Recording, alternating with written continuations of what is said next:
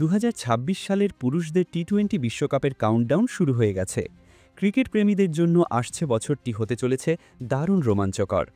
আগামী বছরের শুরুতেই শ্রীলঙ্কা ও ভারতে বসতে যাচ্ছে টি-20-র মহাযজ্ঞ। এটি হবে বিশ্বকাপের 10ম আসর।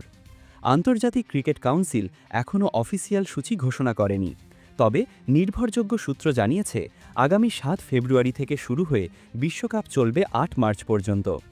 ভারতের অন্তত 5টি ভেন্যু এবং শ্রীলঙ্কার 2টি ভেন্যুতে অনুষ্ঠিত হবে এই টুর্নামেন্ট। আর ফাইনালের আয়োজন করা হতে পারে আহমেদাবাদ অথবা কলম্বোতে। রাজনৈতিক পরিস্থিতির কারণে ফাইনালের ভেন্যুতে পরিবর্তন আসতে পারে। যদি পাকিস্তান ফাইনালে ওঠে তাহলে খেলা হবে কলম্বোতে, আর অন্যথায় আয়োজন হবে আহমেদাবাদে। 2024 সালের ওয়েস্ট ইন্ডিজ ও যুক্তরাষ্ট্রে হওয়া বিশ্বকাপের মতো একই ফরম্যাটে মাঠে গড়াবে এবারের আসরও। 4টি গ্রুপে ভাগ হয়ে প্রতিটি গ্রুপে খেলবে 5টি করে দল। প্রতিটি গ্রুপ থেকে শীর্ষ 2 দল যাবে সুপার 8-এ। সেখান থেকে নির্ধারিত হবে সেমিফাইনালের 4 দল, আর শেষ পর্যন্ত লড়াই হবে শিরোপার জন্য।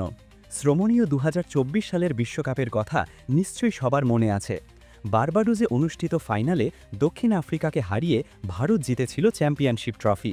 সেই আসরে মোট 55টি ম্যাচ হয়েছিল। আর এবারও ভক্তরা অপেক্ষা করছে আরও উত্তেজনাপূর্ণ ও রোমাঞ্চকর ক্রিকেটের জন্য।